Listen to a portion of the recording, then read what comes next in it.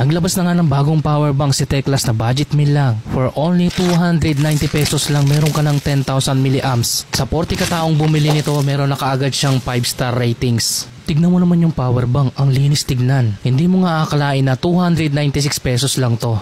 Dito sa taas niya meron siyang dalawang input.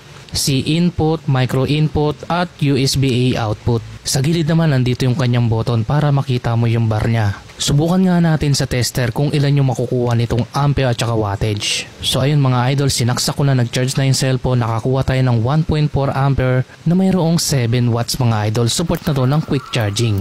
Kaya naman bubuksan na natin to sa loob para alamin natin kung legit ba. Yes, meron siyang SMD for voltage protection, charging IC na merong quick charging, at meron din mga kapasitor. Dito sa side niya nandito yung button niya. Nilagyan na siya ng silicone glue dito sa likod ng switch para once na pindutin mo to, hindi siya agad lulubog.